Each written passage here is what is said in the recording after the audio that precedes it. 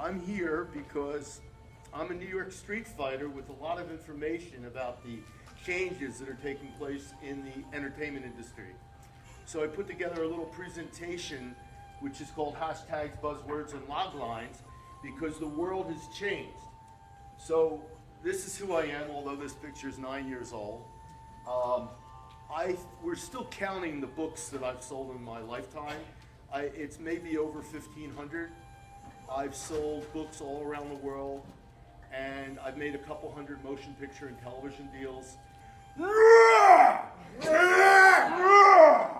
When you roar, you inspire yourself to do something. When I roar, it's because I'm letting go so I can grow.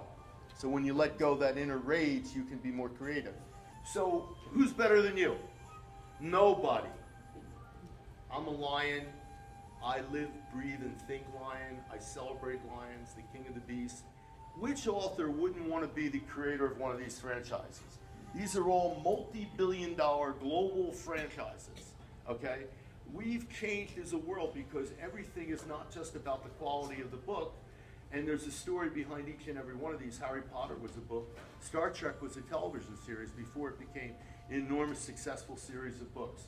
Lord of Rings was written ages ago. It was an anti-war novel, and it keeps evolving. 007, I've seen every movie, but they evolved from books. We've evolved technologically. I'm sure everybody remembers 45s and 33s, and then we've morphed into 8-track tapes. A lot of you are probably too young to even know what an 8-track tape was. Then we evolved into CDs, and now, cassettes, and then CDs, but product doesn't mean anything anymore. It's all the nano digital delivery of content in milliseconds. We've come a long way in terms of storytelling. The original movies of China and the East were posters. So, and before that was a buffalo on a wall that signified that there was animal life, and that's how people survive. We keep evolving, and where we're going to go from where we are now, I really don't know, because how many of us have any free time in the day to do anything? So if ultimately your goal is to sell a book and get somebody to read it, that's where it's going to come into what the new world is all about. It's not just about writing a beautiful book. It's about having a terrific social media, viral marketing campaign. All these people are major. Of course, you know who she is, the creator of Harry Potter, Stephanie Meyer and Stephen King, game changer. He didn't have social media. He just was the new Edgar Allan Poe. Now, there's a little flyer that I passed around. This is just play with your brain a little bit. And on the back of it, I hope everybody got one. If you didn't get one, because we didn't have enough of them, we'll get you one later if you want one, or if you email me, I will send it to you. But in terms of creativity, the world is gotten so fast that you really need to think about the psychology of your words and your pitch and your synopsis. So that's the genesis of everything that you're going to do. And so the creation of an urgency. Of course, many of you already know this, but this is some wisdom that I've learned in terms of dealing with people and coaching writers my entire adult life. Why is your idea the best one? Remember, there's only 9 plots, so every storyteller is telling a variation of a love story or a mystery or a thriller or an adventure, and how are you telling it differently? The elevator pitch, my assistant, by the way, I want to give my assistant Chris Manaka a lot of credit, because I would talk about this presentation and he would find something to represent what I was saying.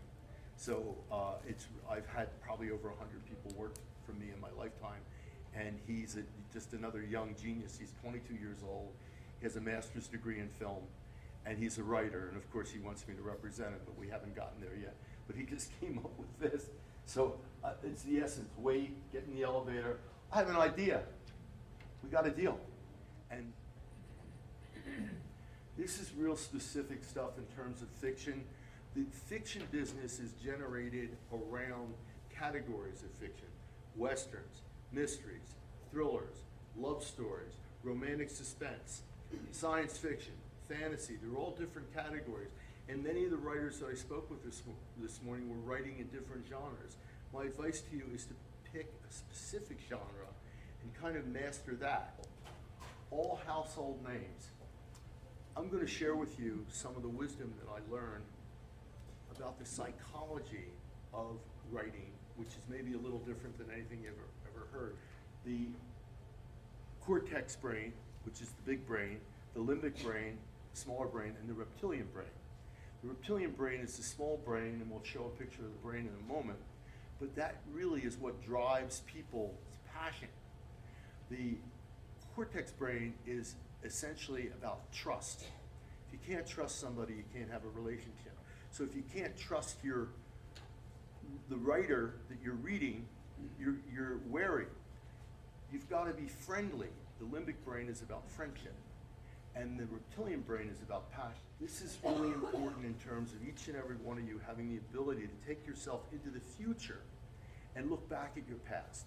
So if you have that kind of out-of-box thinking, you can really look at your past from your future and see what things you wanted to accomplish in your life versus what things you don't want to do. I love this one. He who speaks first loses. Let the buyer name his price terms. I love it when people say to me, Peter, what do you want for the book? This has happened so many times. What do you want for this property? Whatever. I said, oh, does that mean you're interested? Psychology. And I say, well, you know, to me, business always boils down to relationships and money. So, I said, it would be great to work with you. What were you offering? So you answer their question with a question. And then when they say 10,000 bucks, I say, oh my God, forgive me, I'm gonna fall off my chair. I won't take less than 100. So maybe we'll settle at 60 or 70. Do you get the psychology of shifting? He who speaks first loses. This is all about the psychology of deal making. Unfortunately, in this changing world, deals are much harder to find. So this kind of puts you in the mindset of what I have to do. When I'm on the phone, people invariably say, well, Peter, what are you selling? What do you got? What's new? What's hot? What's fresh? And I've tried to train myself not to talk about the 70 projects that I always have for sale, but just focus on the top 3. Because people, you've got to, when you've sold something, you got to know when to leave the room. So that's kind of like an insight into how I think when I'm trying to get to this.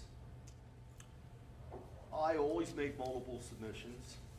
You always want more than one buyer. Any author's favorite 4 words are the end, bidding war. These are some of my clients. We didn't want to list too many of them. Anthony DeStefano, I've sold 19 books for him. Hey, he's an angel.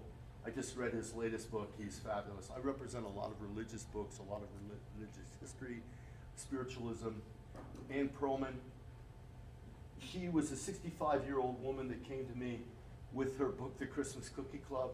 I got her $1,400,000 advance on a 2-book deal, sold the movie rights for $1 million, sold the books in 7 countries.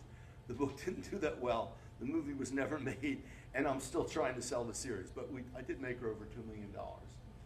Jean-Pierre Isbouts, I've sold 15 books for him. I do a lot of business with National Geographic, which is now owned by Murdoch. And by the way, Michael, they might be a good publisher for you. Is your book written? Yes.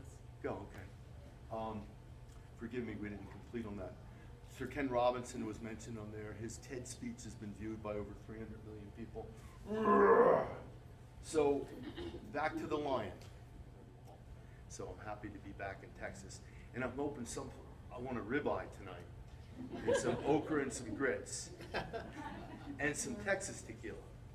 Yeah.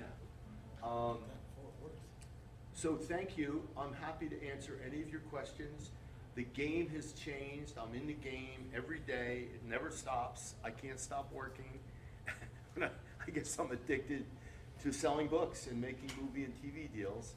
And I'm going to continue to streamline and be very selective about what I do because it all it gets down to the relationship and the money.